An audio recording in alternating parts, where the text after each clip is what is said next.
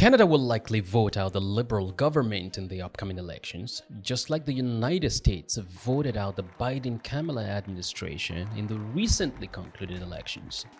Now, there are 14 reasons why I make this claim, and that's what I want to chat about quickly in this monologue this time.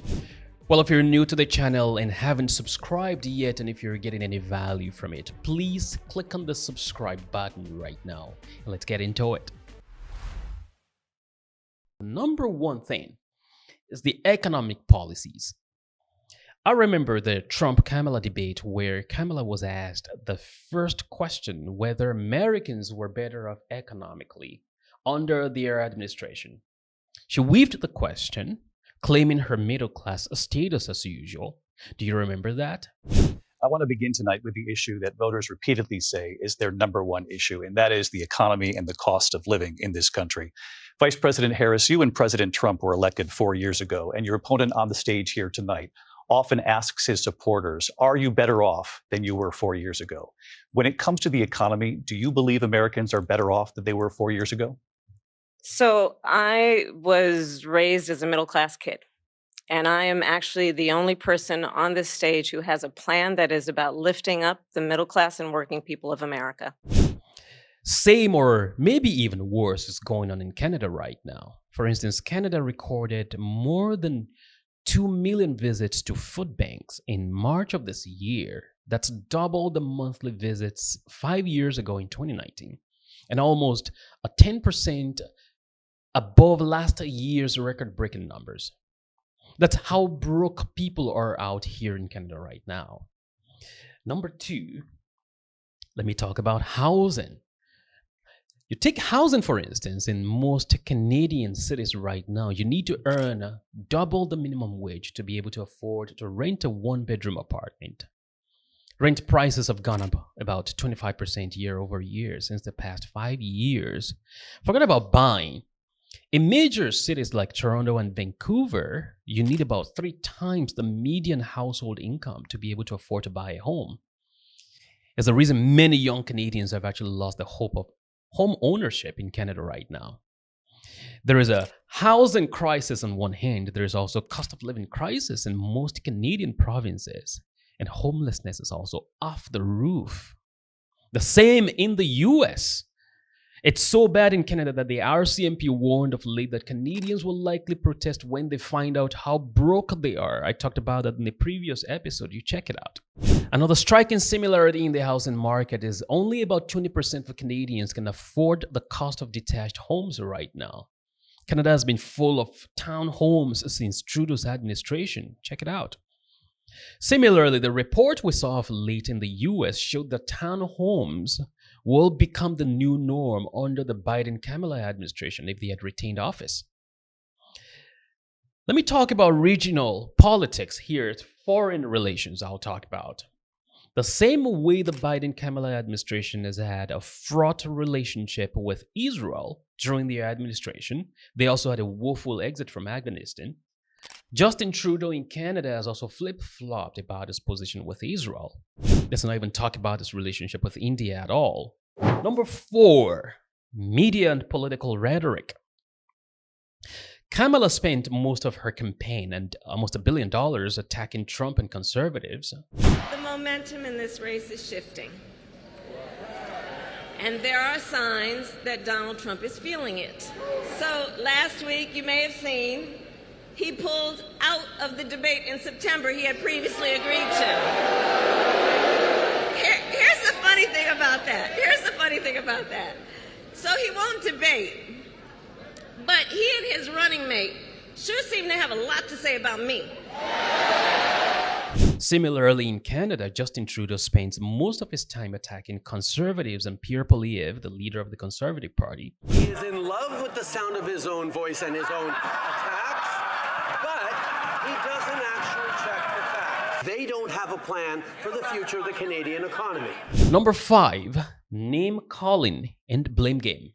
Biden called conservatives garbage in the US, and Trump trolled him by driving the garbage truck. A lot of people love the stint. How do you like my garbage truck?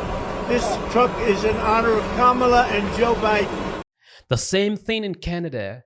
Trudeau and his Liberal cabinet blamed the Conservatives for their economic woes even after almost a decade in office. Stephen Harper and the Conservatives added over $150 billion to the national debt with nothing to show for it. They call Canadian Conservatives MAGA proteges here, and they claim that they take economic policies from Tucker Carlson in the US. I find that very funny, actually.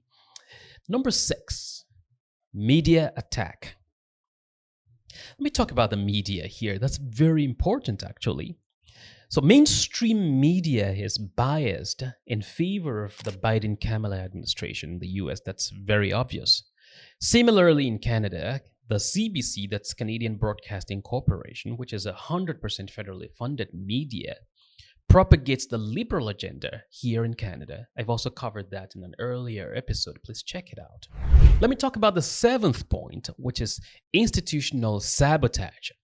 Canadian institutions are pro-government, and it's the same that we see in the United States. And why do I say that? The same way the Justice Department in the US is weaponized against Trump, it's kind of similar in Canada. A classic example of that in Canada will be the Freedom Convoy's protest in 2022, where Trudeau's administration activated the Emergencies Act on the truckers during the protest. Canadian banks were also weaponized against donors at that time.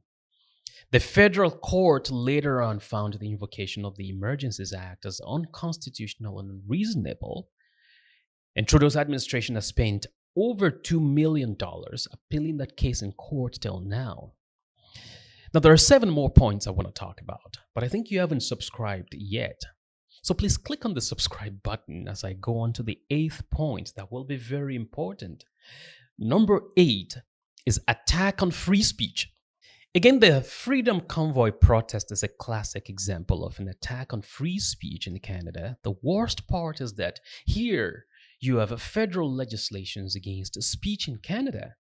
For instance, the Online News Act, that's Bill C-18, and the Online Streaming Act, that's Bill C-11, and the recent Online Harms Act, Bill C-63. Those have been debated quite largely in Canada. There's been a lot of pushbacks and debates about each one of those bills I referenced. But let me move on to the 9th point, social policies. Let me talk about parental sabotage here. Parents are pushing back and demanding their autonomy in decision-making for their children in both Canada and in the United States. Go over to the United States. Parents want kids educated without the CRT indoctrination. Parents don't want boys in girls' bathroom. It's the same thing in Canada right now. They're also pushing back against the sexual indoctrination of children in both countries. Again, Canada has legislations about the appropriate speech for the different genders in society that makes it different out here. That's, in my opinion, a major reason why many immigrants are actually voting Conservative in Canada right now. We saw that in British Columbia's election of late. They simply hate the woke culture of the liberal left. And people are also kicking back against the subject of DEI policies at institutional levels in both Canada and in the United States. It's interesting how anecdotal data shows that DEI is now sabotaging white people in the population. I also talked about that in the previous episode on the podcast. Please check it out. Number 10 is abortion rights. Justin Trudeau in Canada thinks abortion is top priority for many Canadians. The Biden-Kamala Harris and liberals in the US think the same of the people. Number 11, that's climate change. Justin Trudeau thinks Canadians wake up thinking about climate change over their personal finances. The same goes for the Biden-Kamala Harris administration in the US. Biden-Kamala wants an EV mandate. Justin Trudeau in Canada wants a net zero electricity grid mandate by 2035. The same goes for his EV mandate in Canada anyways. Number 12, immigration policies. This one is a very important conversation. This has had many Canadians pulling out their hair of late. The same in the US. The US has had open borders under the Biden-Kamala administration. Canada's borders are water-bound for the most part, except in the south with the United States. So it's nearly impossible to have open borders in Canada. But I would argue that Canada has had loose immigration policies under Justin Trudeau in recent times. In fact, the US borders and immigration numbers have also wreaked havoc on the economy, on infrastructure, stretched thin, and it's causing high crimes and housing crisis in the US. Canada's immigration numbers are also so woeful, it got Canada into a population trap in 2023 and has led to the worst productivity in Canada among the G7 nations, and sentenced the GDP per capita to death of late also. Canada's immigration system was so great, mind you, was so great that many people referenced it in the past, if not the best of all the G7 nations. Overall, that's because it prioritized economic migration over family migration. Even Trump had something to say about it in the past. But that's a thing of the past now. Trudeau has prioritized humanitarian migration over economic migration. Protecting our workers also means reforming our system of legal immigration. Nations around the world, like Canada, Australia, and many others, have a merit-based immigration system. It's a basic principle that those seeking to enter a country ought to be able to support themselves financially. Yet in America, we do not enforce this rule, straining the very public resources that our poorest citizens rely upon.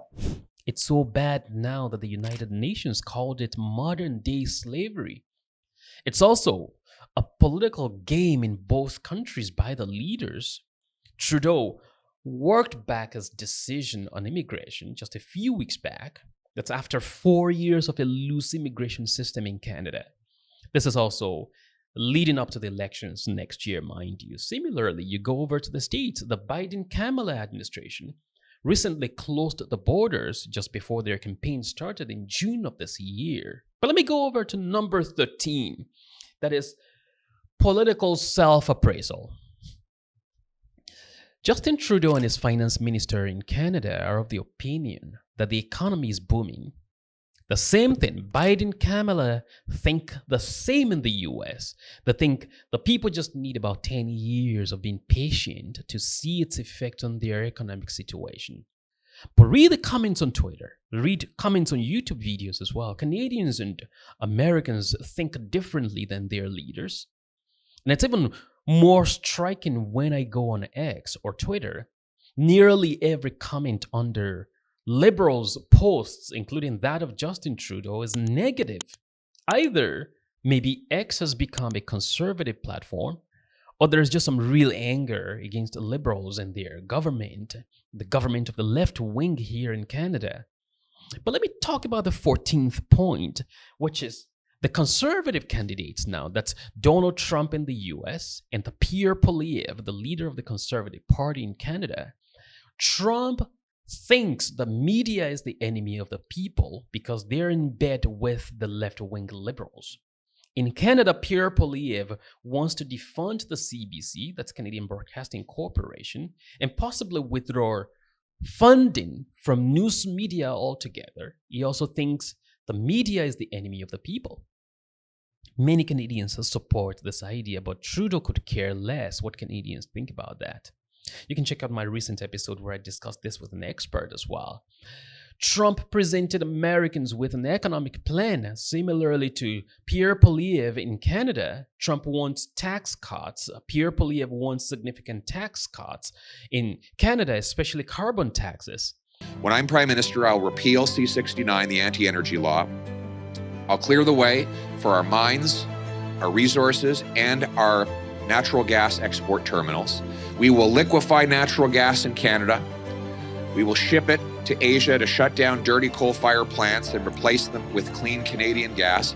And we will ship it to Europe to displace Vladimir Putin and turn dollars for dictators into paychecks for our people right here in this country. Pierre Poilievre rejects the indoctrination of children. Trump rejects the CRT indoctrination and sexual indoctrination of children over in the US. Canadians are protesting more, actually.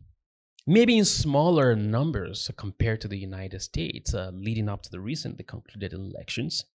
But you see, some communities are protesting the refugee settlements in the neighborhood in a place like Ottawa, for instance.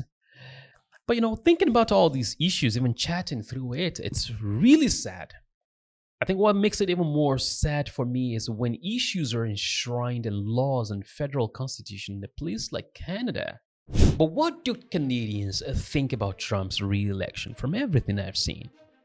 Trump's landslide victory to many Canadians is a symbol of hope. And why do I say that? About 70% of Canadians want to get rid of Trudeau out of office. Twitter posts especially are showing that. YouTube videos, the comments are also signaling that. I saw one post recently where someone asked Elon Musk to come help get rid of Justin Trudeau in Canada. I think those are important, and those are the kind of things that the Liberals or the Democrats overlooked in the recently concluded elections in the United States. But what do I think about these issues going forward? I personally believe in the economic prosperity and individual flourishing in any government across the world. I believe in less government hold on people's lives. I believe in less government hold on people's speech and on their families. I believe there should be no repression of certain religions in the society while others are treated with public or political sympathy. I also believe that Canada is a great nation with huge potential.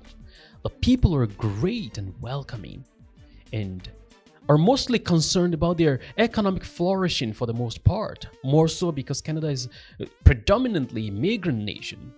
But I want to know what you think about Trump's re-election. Do you agree or disagree with these points that I have raised in this monologue this time? Let me know about that in the comments section.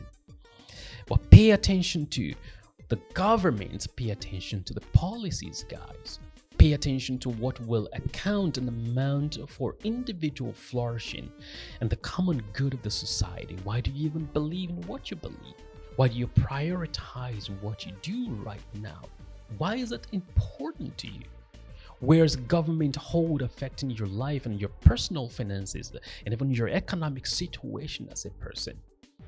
I think everyone deserves the autonomy of living for their lives with little or no government hold or repression on their lives.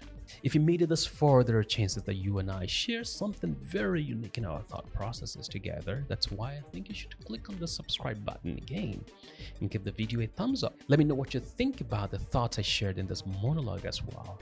I will be seeing you very soon. Take care. Bye-bye.